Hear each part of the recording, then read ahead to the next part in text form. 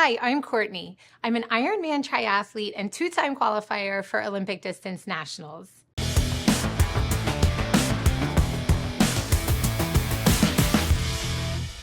In this video, I'm going to share with you the things that can optimize your performance for short distance triathlon as an age group athlete. Personally, I love the short distance triathlon races. I tend to focus more on the sprint and Olympic distances more than the longer distances like Ironman.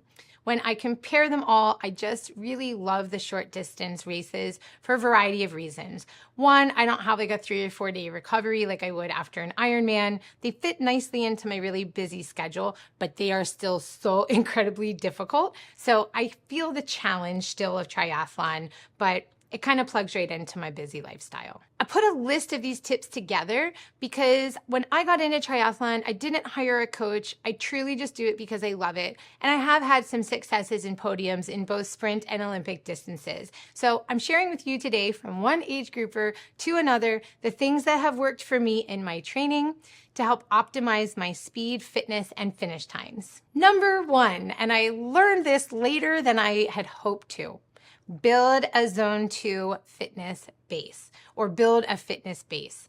We refer to zone 2 training a lot as low heart rate training, and it really is critical for building your fitness base. If you've looked at any of my content, you see often that I am talking about zone 2 training or low heart rate training, and that's because it really allows you to build that solid foundation of fitness and then layer on all the fun stuff like sprints, fartleks, speed work, etc.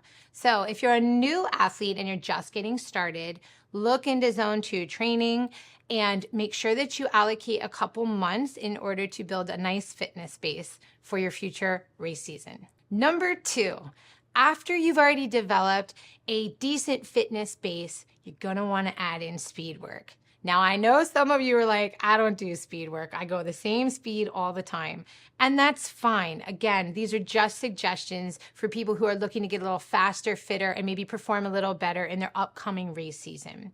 Speed work is really critical if you want to get faster. So after you do, let's say you do 80% of zone 2 or low heart rate training for your fitness base, if you just add one speed work session a week, you're really going to see that translate into faster times in triathlon. So this is true for the swim, the bike, and the run. You can do swim sprints in the middle of your training. So maybe you're doing, 500 or 1,000 and you throw in, 50s in sprints, right? You're going to do an up and back freestyle sprint. And then you go back to doing the easy stuff again, right? On the bike, you can do it on the trainer. You can do, your warm up, half hour of hills or Zwift or Rouvy or whatever you're doing. And then you're going to incorporate that speed sprint, right? And these things are going to help you so much. If you're running, you can do a track workout, you can do fartleks. Pick your poison, right? There's a variety of ways to do sprints. But I promise you, if you want a faster finish time, don't ignore speed work. Number 3, do not skip the brick workouts.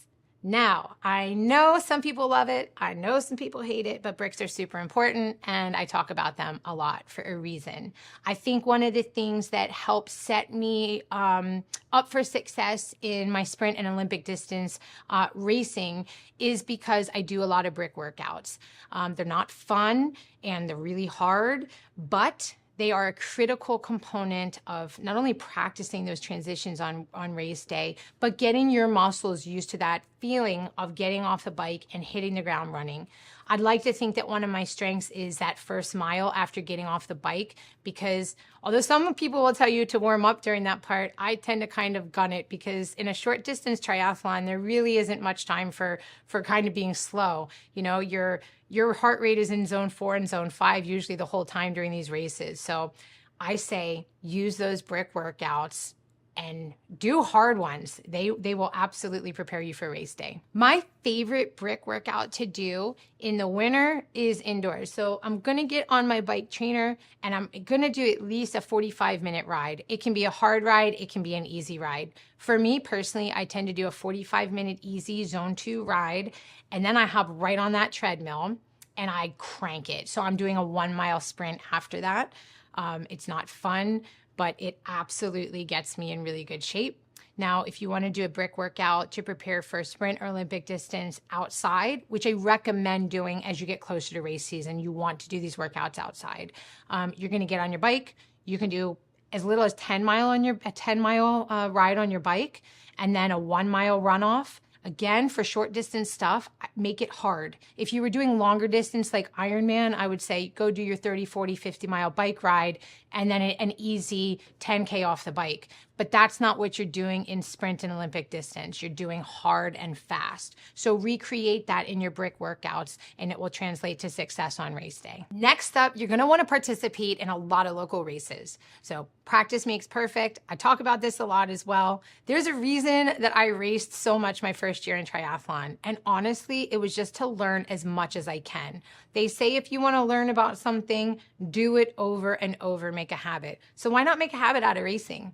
You're gonna learn how to do transitions. You're gonna learn what your strengths are. You're gonna learn what your favorite gear is. Heck, you're gonna even learn what your favorite races are. We all have a favorite race course, be it flat or hilly, and you might like, the gear that comes with it, the finisher medal, who knows? It's fun though. Racing is meant to be fun. So make sure that you race as much as possible without overtraining, of course, but with the short distance stuff, you can squeeze in a lot more races than if you're doing the long distance stuff. Next up, let's talk about nutrition for sprint and Olympic distance racing. Here, you just want to keep it simple, right? During these races, you're not spending as much time on the course and using as many calories and as much energy as you would in long form triathlon. So you don't want to overdo it.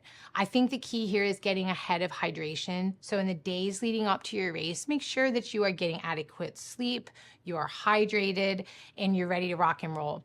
On race day, you should have already practiced using your nutrition in your training, which I talked about in a different video. So no surprises on race day. Don't try a new gel. Don't try a new liquid hydration just because they have it on the course. So what I use for race day in a sprint distance, I'm going in hydrated. I'm going to take one salt about 30 minutes before I race, and I might have one gel. I usually use a hammer gel. I prefer espresso hammer gel. It has a little caffeine in it, and I would use that on the run. Aside from that, it is really hard to drink liquid and eat food while you are racing in short distance triathlon because you are sprinting pretty much the whole time. And it is something that should be practiced as well. I mean, when you're sprinting, try taking a bottle of water when you hit the run and trying to get, hydration in. It is tough, and you're going to be burping it up too. So keep it simple. And don't overdo it, especially in sprint. In Olympic, I'm going to start again with a salt. I use salt stick, watermelon flavor. Chewable is my go-to. Water. And then I'm going to have one liquid hydration serving on the bike, so preferably Tailwind. Whether you do a caffeine version or not is totally up to you. Again, practice and training to see which one you like. And then I'm going to have a gel tucked away there too. I will do a lot more water on an Olympic distance in between. I tend to try and do more water on the bike because, again, by the time you get to the run, if you're dehydrated, you're already behind it. So really it's just about staying on top of it. Maybe one more salt you throw in there if it's a particularly hot day so you don't get dehydrated. But again, practice your hydration in an environment that is similar to your race environment. So if it's going to be 95 degrees and 100% humidity, go practice outside and take your nutrition so you know what works for you. Embrace mental toughness. Short distance triathlon is not for the faint of heart. And if you're doing it and you want to perform well, just understand that it's going to suck. You're going to be redlining like the whole time. There really is no time to just kind of settle in and do some zone 2 stuff. You are competing against other really fast people and you are trying to win or get a personal best or whatever it is. So there's really no time to kind of be slow. So you're going to hit the ground running. And it's going to be hard. And just know that it's going to be hard. But the beautiful thing about short distance triathlon is it doesn't last forever. You're not out there for 8, 9, 10 hours. You're out there for maybe between 45 minutes if you're doing a super sprint, all the way to maybe a few hours on an Olympic. So give it your best shot, embrace the suck, and know that you're going to feel amazing when you cross that finish line. This is an important one, I think. Do not compare yourself to other athletes. Triathletes by nature are a very competitive bunch, and we all like to cheer each other on, very supportive with one another, but at the end of the day, we're still competing, and it feels good when you have a great race. But in leading up to that, a lot of us are on the platform known as Strava. Some of us share our workouts publicly on social media. And I encourage you to train and pay attention to yourself and not what everybody else is doing. And a little side note on this, when I was gearing up to Ironman, in the weeks leading up to it, I joined, they have Facebook groups, Ironman does for the half Ironman races and the full. And it's wonderful because there's a lot of information. The race directors are on there answering questions. But what I noticed myself doing was looking at what some of the other athletes were posting, and some of them were posting these huge workouts they were doing, and it made me second guess my training. You never want to second guess your training in triathlon. Your training is unique to you. If you have a training plan or a coach, trust your training. By the time race day hits, the last thing you want to do is think about, oh, did that person train more than me? Are they faster than me? Doesn't matter. It's you versus you in a triathlon. And I encourage you to focus on your race and your training and do not get sidetracked by what everybody else is doing. Leverage your strengths. I have never in my life met a triathlete that is great at all three disciplines. Even the pros will tell you they have their favorite part of triathlon. Some are amazing swimmers. Some are amazing runners. Some are amazing cyclists. It's very rare that you have somebody that does all three of those things equally well.